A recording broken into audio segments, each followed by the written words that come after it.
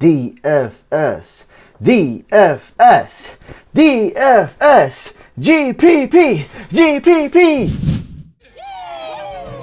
What's going on, fantasy football fans? I'm your host, Hussein the Brain, and you're watching The Couch. These are my Week 5 DFS NFL picks. At the end of this video, I will be announcing the 5 winners from last week. And this week, I'm giving away another NFL jersey, a real one from NFL Shop, so make sure you guys stay tuned. The site we're using is cryptofantasysports.com. You can go there, you can play with me, and that's how you're going to enter to win the giveaway. It's absolutely free to enter. The link is also below in the description, so that's how you can go check out the site. Of course, it's the same exact salary cap pricing as DraftKings, so if a player's $5,000 on DraftKings, they're going to be $5,000 on this site. Let's go into the picks. Let's go to the quarterbacks. Top 3 quarterbacks this week are Big Ben, Rivers, and Matt Ryan. I like Philip Rivers because I believe he will be contrarian. He won't be owned in a lot of leagues, and rightfully in a lot of contests, and rightfully so, because we have the 2 running backs on the Chargers that are very good, Austin Eckler and Melvin Gordon. They should have big games, but we haven't seen Keenan Allen and Mike Williams do anything last week, and that's why I like the Philip Rivers stack. A little bit risky. I trust the Chargers running backs more, but that's why Philip Rivers won't be highly owned in a lot of contests. Not going to go into too much detail with Big Ben and Matt Ryan, other than this is the closest guarantee we're having this week to a shootout. I think 100% of people believe that this is going to be a shootout. That's Atlanta at Pittsburgh. How can it not be a shootout, right? Low ownership guys I like is Rodgers. A lot of players banged up on the Packers. It's kind of weird now. We're talking about Aaron Rodgers as a risky start, as a low-owned quarterback in DFS. Who would have thought this year that we would talk about Aaron Rodgers like that? So it's Rodgers, Mahomes, Cousins, and Wentz. I like all 4 of them, but all 4 are super risky and more for GPPs, big pool GPPs, because they will see low ownerships. Matthew Stafford, a guy I absolutely love in cash games. I think he has great value. He has a very high floor, and his ceiling is okay. Like, he's usually not the type of guy you see throwing 4 touchdowns, but he does have that potential. I just like other quarterbacks' ceilings more than Stafford's, so he's okay in a GPP, but I really like him as a great value pick in cash games going against the Packers. I still see the Packers having some success on offense, and this should be a high-scoring affair. Everyone knows, like, when you're facing Aaron Rodgers, never count him out. He could throw 2 touchdowns like that within a matter of minutes in the 4th quarter and just bring back that team. So you have to keep your foot on the pedal at all times. Never ease up. Keep scoring points. Keep throwing the ball. Keep being aggressive. And that's what the Lions are going to do. No doubt about it. And the way to do that is, of course, they have running backs, but I think the way they're going to do that is through Stafford, is through guys like Golden Tate. So, man, $5,700, that's super cheap. Best value quarterback this week. And similar to Stafford, but more risk, at $200 cheaper, is Blake Bortles going against the Chiefs. You guys know I like targeting the quarterback going against the Chiefs, going against Mahomes. Mahomes always has that, and the Chiefs offense always has that potential to score a lot of points, and the opposing quarterback has the potential to chuck the ball and score a lot of points as well. Chiefs, great offense, bad defense. Now, this affair could be a little bit lower scoring. I like Blake Bortles. He's just not as safe as Stafford. Nowhere as safe as that. So if you're looking for safety, if you're looking for a cash game quarterback, it's going to be well worth paying $200 more to get Matthew Stafford than the riskier Blake Bortles. And my absolute cheapest quarterback that I'd realistically consider is Derek Carr. Could be a little bit of a shootout here in the Chargers-Raiders game. Chargers defense has been horrible. Maybe when Joey Bosa comes back, they'll be much better, but he's not coming back anytime soon. And Derek Carr, decent quarterback. Raiders don't have great defense either, so this could be a shootout. Might want to target at least one player from this game in just about all your lineups. Moving on to running backs. Todd Gurley, my number 1 running back this week, and I think everyone's rankings, everyone's projections is going to have Todd Gurley be number one. Like, there's really no other running back that you could say this guy's clear cut the best running back this week, and that's Todd Gurley. He's going to absolutely dominate the Seattle Seahawks defense. He's well worth the price. Only reason you don't really pick Todd Gurley is if you're trying to make a contrarian lineup, a lineup that's going to be different from a lot of other owners. I like Todd Gurley, man. This guy's elite. This is the game where you just spend up and get him. Of course, I like Melvin Gordon, but Austin Eckler is much cheaper, and we'll go over him in a second. $8,600. Maybe the price is a little too steep, but the matchup is amazing. He can score. He's going to score one way or another, whether it's catching a touchdown, rushing for a touchdown, getting yards. He'll do it. He'll get a lot of usage and great efficiency out of him.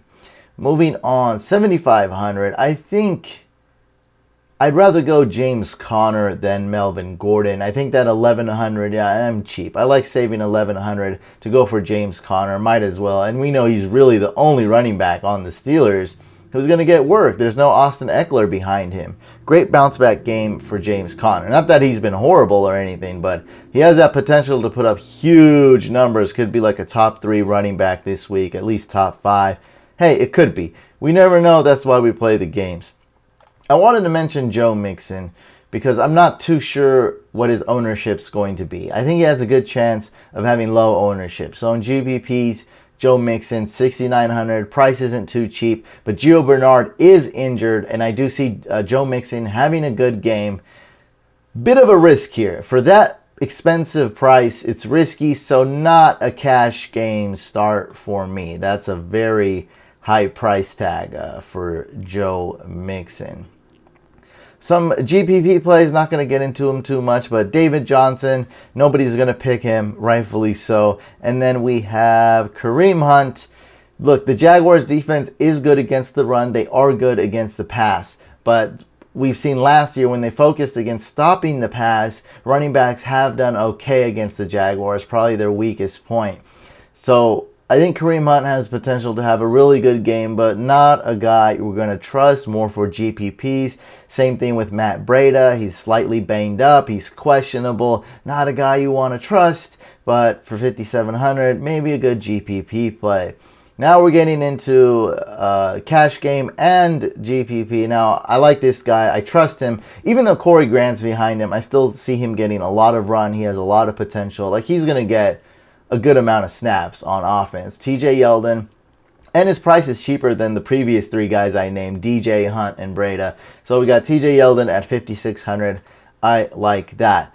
A GPP play, dare I say, a stupid GPP play, which usually these guys I label as stupid GPP plays don't work out for me, but sometimes they do, and sometimes I hit really, really big with these stupid GPP plays. And that's Derrick Henry going against the Buffalo Bills. Not that the Buffalo Bills defense is atrocious or anything, but the team is bad. The offense is bad. It's so bad that it affects the defense. And Derrick Henry might finally score a touchdown or 2 this game. Now, nothing more than a high-risk, stupid GPP play. If you did 10 GPP lineups, I'd have Derrick Henry in one of them, just as an example to show you how stupid that is. Aaron Jones. Now, see, look, the difference between Aaron Jones and Derrick Henry is $100. Henry's actually more expensive. A lot of people will be on Aaron Jones, no doubt about it, especially with all the injuries on the Packers now. Devontae Adams is injured, Randall Cobb is injured and has been ruled out. Geronimo Allison is in concussion protocol. He is injured. Jimmy Graham, he's expected to play, but he is also questionable and banged up.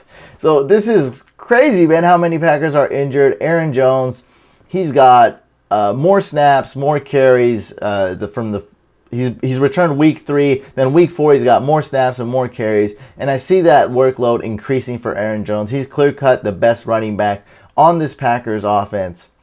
Aaron Jones, the price, $4,300. You really can't beat that value unless you go $100 cheaper and go with Austin Eckler. The matchup is there. He'll get his. He doesn't get as many snaps as Melvin Gordon, but still, I see him getting at least 10 touches and doing very well. Like, that's a great price, $4,200. And the only other guy I'd even consider, but really just cheap. This is really a punt. You know, this is just a cheap GPP play. Is Corey Grant. TJ Yeldon's backup. We know Fournette's out. He might get some catches and might break off one big reception for a touchdown or something like that. And that's really what you're hoping for out of a desperation, cheap punt play, whatever you want to call him. Corey Grant, 3,700. Moving on to wide receivers. So, wide receivers, man, I think Antonio Brown is going to be slightly overlooked here. I think because his price is so high and he hasn't been performing as well, so some people that play fantasy are a little emotional with Antonio Brown, a little disappointed in him. I think this is a good time to play him. Not saying that he's going to be super contrarian or anything. He'll still be owned, but I'm doing so much research and I just couldn't find another wide receiver to rank higher than Antonio Brown. He's got a good ceiling and a great floor. He always does well. Maybe he'll have his breakout game this week. I like Antonio Jones in that same game. Antonio Jones, man, I cannot talk. Julio Jones in that same game, as I said before, it's going to be a super high scoring game. It's going to be a great shootout. Keenan Allen. Now here's a guy that everyone actually hates even more than Antonio Brown, that hurt people's feelings even more than Antonio Brown. And the price isn't that cheap. And I was talking about this game. Look, I don't know who's going to score exactly. I don't know what's going to happen specifically with each player, but I do know there's going to be several opportunities for both teams, the Raiders and the Chargers, to score this game. So if you want to do this, go ahead and stack Rivers with Keenan Allen. Go ahead and stack Rivers with Mike Williams. You can even stack Rivers with a guy like Austin Eckler. I love that stack, and I don't think it will be highly owned. Who else we got? I just want to touch up on this Detroit game. Golden Tate, hands down the best receiver for the Lions, especially this week. But you also have Golladay and Marvin Jones, so you may want to target players in this game. There's so many options to go with, but I like Aaron Jones, like I said, and I like Golden Tate, but really you don't know what's going to happen. All we know is there's going to be a lot of scoring. I think there'll be a lot of offense this game, for sure. They're playing in Detroit at a dome. I think both teams will do well. We'll put up a lot of points. Quincy Enunwa. I like this one. Low ownership, and he should get a lot of targets. I see him racking up at least 6 or 7 receptions. Playing against the Broncos might seem a little bit scary when you first look at it, but when you study, Quincy Enunwa is going to get a lot of targets. He will do well playing from the slot, and of course Darnold that's the only guy he likes to throw to. Probably the biggest GPP play is Doug Baldwin. I like him this week as a risky high upside play. So in other words, the price $5,000 is amazing. It's hard to beat, but my trust level with Baldwin is not too high even for that price. So it's kind of like throwing a dart, but it's a cheap dart. $5,000 going against the Rams. Wilson's going to have to throw the ball in the second half. I don't think there's much doubt about that. The Rams will do well against the Seahawks, and Wilson, he'll need to throw. He'll need to catch up to the Rams' potent offense. This game, again, we have Keelan Cole, D.D. Westbrook, and Moncrief. I'd say Westbrook has more upside. He's cheaper, and Cole is a little bit safer and a little bit more expensive. And then you have Moncrief as kind of the low ownership guy. Look, I don't know who's going to score. Maybe it's Austin Seferian-Jenkins. Maybe it's Yeldon. But I do see Blake Bortles having a good game. So feel free to stack them. Feel free to put another lineup in with Bortles and stack them a little bit differently. And that's my analysis of the Jaguars offense this week. Ooh, here's a sneaky one. Sneaky. Lined up next to Doug Baldwin is Tyler Lockett. And with Aqib Talib out, and I believe Marcus Peters, the other cornerback for the Rams, is not 100%, I like Tyler Lockett. He should see at least a few times when he's lined up and Russell Wilson's throwing the ball. At least a few times he should see some really good coverage being lined up against the weakest cornerback on that Rams team. This is a sneaky start, man.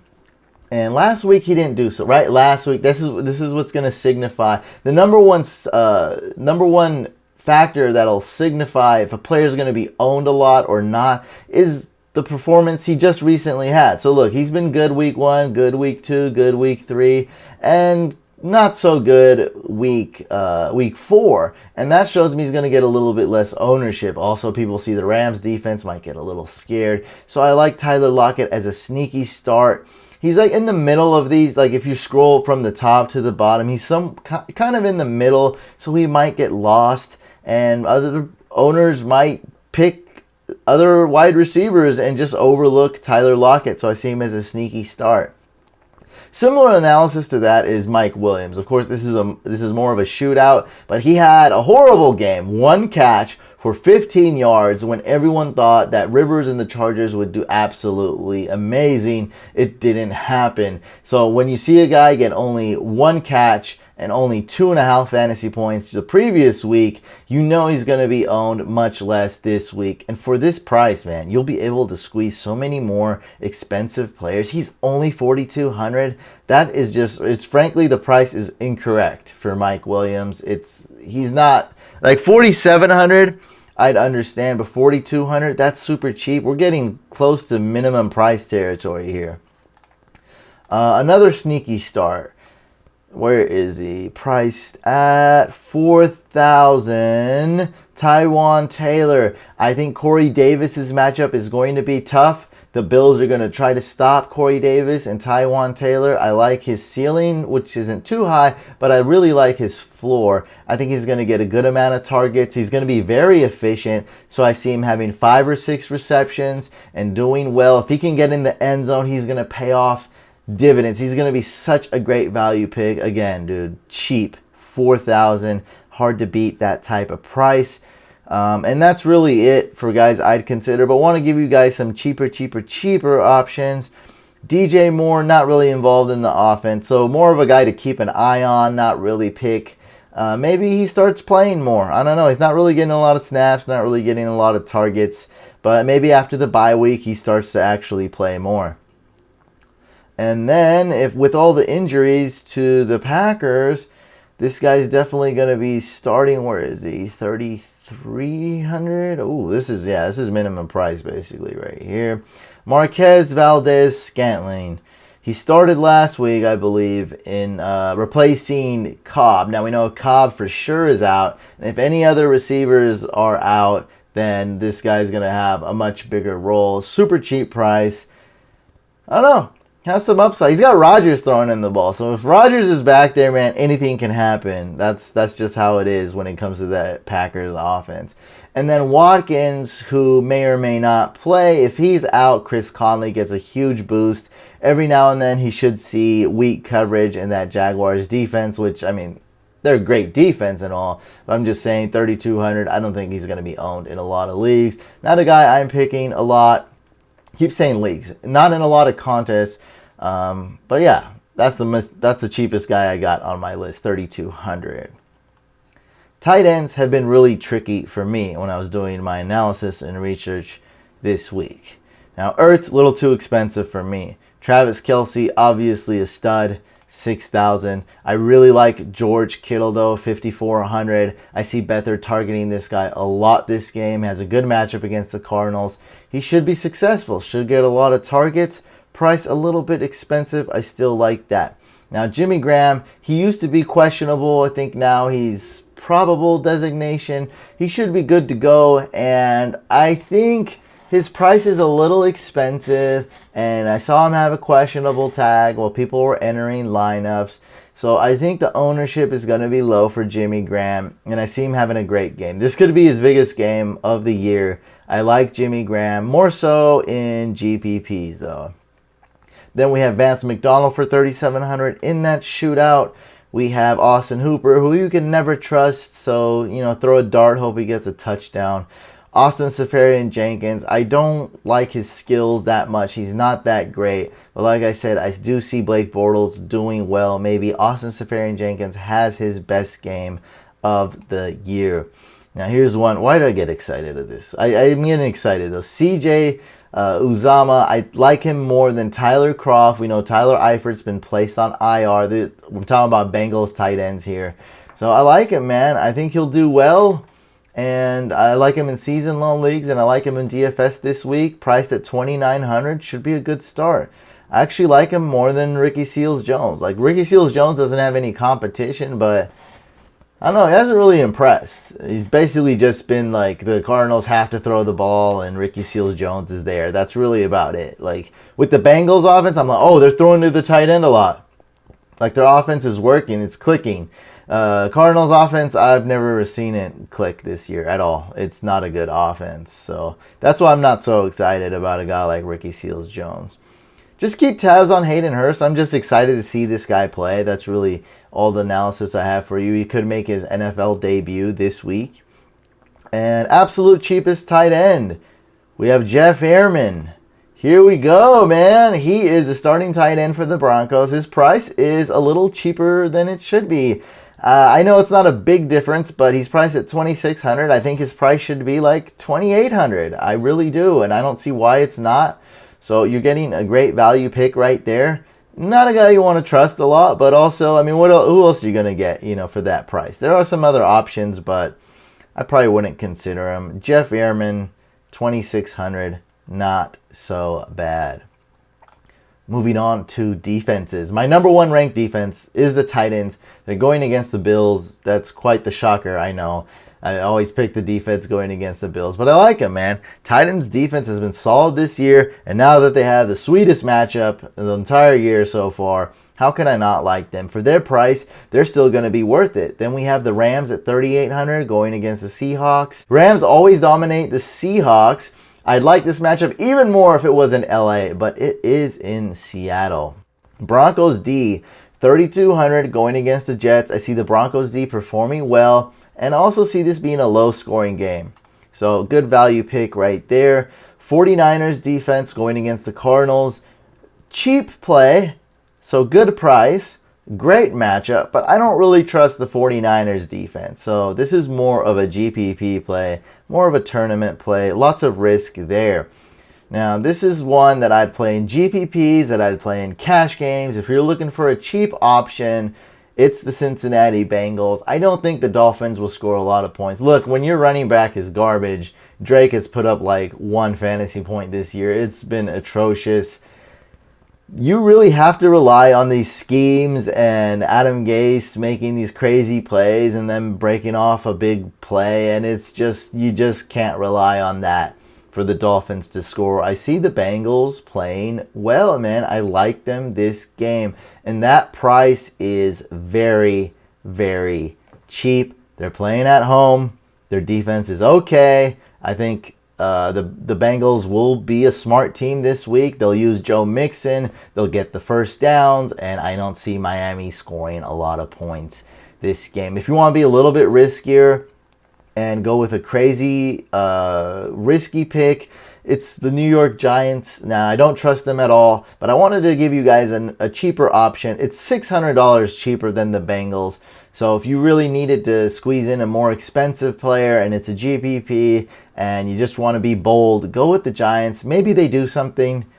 I'm not banking on it, though. I think if I had 10 lineups, I think about 0 would have the Giants. So maybe if I had 20 lineups going, I'd have the Giants in 1.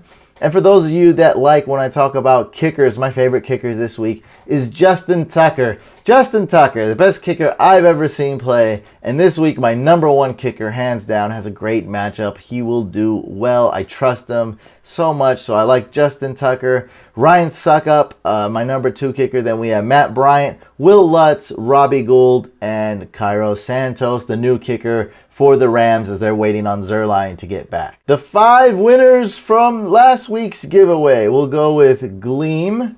Okay, you won. We'll go with Koopa Troopa. That's 2. We'll go with Prater. That's 3. And we'll go with Matthew. That's 4. And then we will go with Lisa, hat on backward. Okay, that's the 5 winners. So I will be in contact with you guys. Just contact me back. Let me know what you guys want. You can get a signed book for free. Anything $20 or under on the Fantasy Couch store. So it's a signed book, a t-shirt, a mug, whichever one you want. As long as it's under $20, let me know. So congratulations to those 5 winners. Make sure you guys go to CryptoFantasySports.com. Just follow the link below in the description. Play in any free contest this week, and you will be automatically entered to win an NFL jersey. I'll announce the winner on the next video. Make sure you guys subscribe to this channel if you haven't subscribed already. And make sure you subscribe to our second channel, Fantasy Couch Podcast. A lot of people don't know about that. Like this video if you liked it, dislike if you didn't like it, and I'll see you guys on the next live stream / video.